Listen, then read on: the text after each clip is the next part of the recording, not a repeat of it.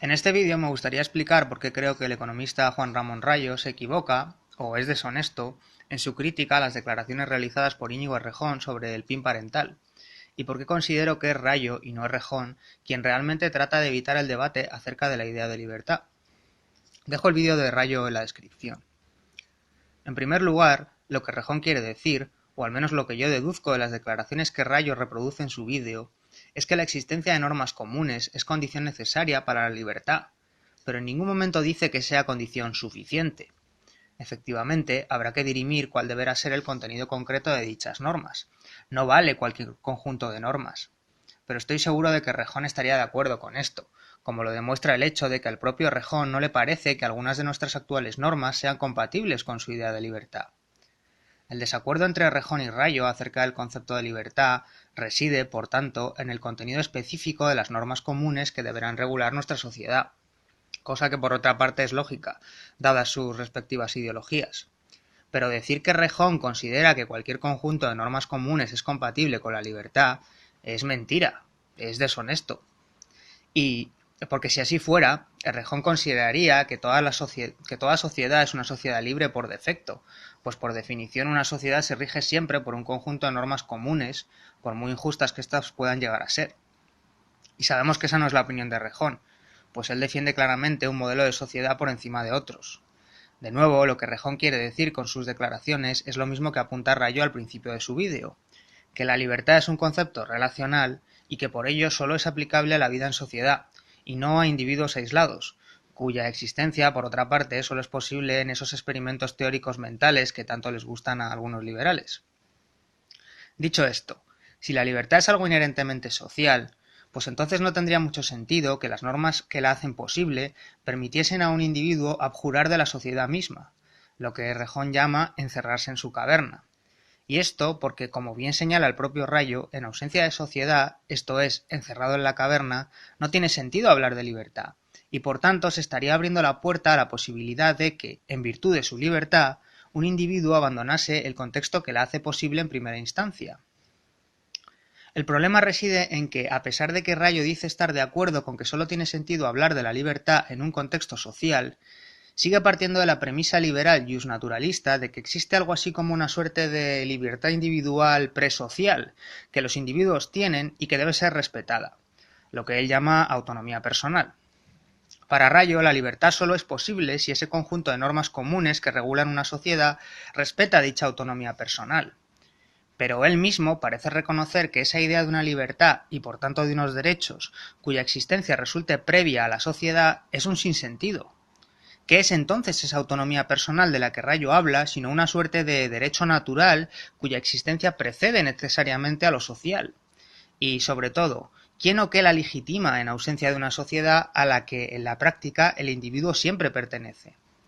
No es que las normas deban respetar la autonomía personal, sino que son las normas mismas las que definen y constituyen esa autonomía. Una vez más, la libertad y la autonomía individual solo tienen sentido dentro de una sociedad y en presencia de otros individuos. Fuera de ahí no se puede hablar de un individuo libre o no libre, porque el concepto de libertad deja de ser aplicable. Es la pertenencia de los individuos a una sociedad la que hace posible la mera idea de la libertad y de los derechos. O, dicho de otra manera, los propios conceptos de libertad y de derechos presuponen la pertenencia del individuo a una sociedad. Y aunque Rayo argumente que un individuo no puede ser coaccionado a formar parte de un grupo al que no desea pertenecer, existe un grupo del que el individuo no puede dejar de formar parte aunque quiera: la sociedad. Es por eso que no se puede hablar de un derecho a decidir si se quiere o no pertenecer a una sociedad, ya que ese mismo derecho también presupone la pertenencia del individuo a la sociedad y necesita de esta última para tan siquiera existir. La autonomía personal del individuo es una consecuencia de su pertenencia a una sociedad, no algo que la anteceda, pues fuera de la sociedad dicho concepto simplemente pierde su sentido. Por tanto, si por encerrarse en la caverna entendemos la posibilidad de, puntualmente, rechazar la cooperación social, pues entonces estoy de acuerdo con Rayo en que ello debe ser parte consustancial de la propia idea de libertad. Y dicho sea de paso, creo que Errejón también estaría de acuerdo con esto. Sin embargo, si por encerrarse en la caverna entendemos el derecho de un individuo a abandonar completamente la sociedad, que creo que es a lo que realmente se refiere Errejón, pues entonces dicho derecho no puede tener cabida dentro de las normas que hacen posible la libertad, Pues, como ya he comentado previamente, implicaría que un individuo puede, en virtud de su libertad, elegir abandonar el contexto mismo que la hace posible. La única manera de que esto no sea una contradicción performativa de manual es aceptar que existe esa libertad presocial de la que ya he hablado, pero, de nuevo, Rayo parece ser consciente de que esa idea es absurda. En definitiva, lo que se deriva del discurso de Rejón no es que cualquier conjunto de normas sea compatible con la libertad, sino más bien que las normas sociales son a la vez el límite y la condición de posibilidad de la libertad misma.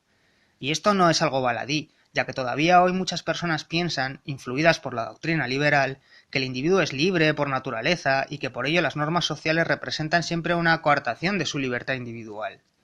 Pero no es así. Las normas sociales son lo que hacen posible la existencia de la libertad en primera instancia. De este modo, y aquí sí estoy de acuerdo con Rayo, lo importante será dirimir qué tipo de normas queremos que regulen nuestra sociedad y cuál ha de ser su contenido concreto. Pues obviamente los diferentes conceptos de libertad darán lugar a diferentes sistemas normativos.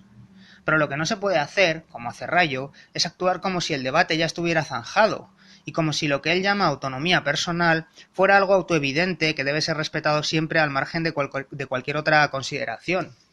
Pues eso es parte del debate mismo sobre la libertad, quizás su parte más importante.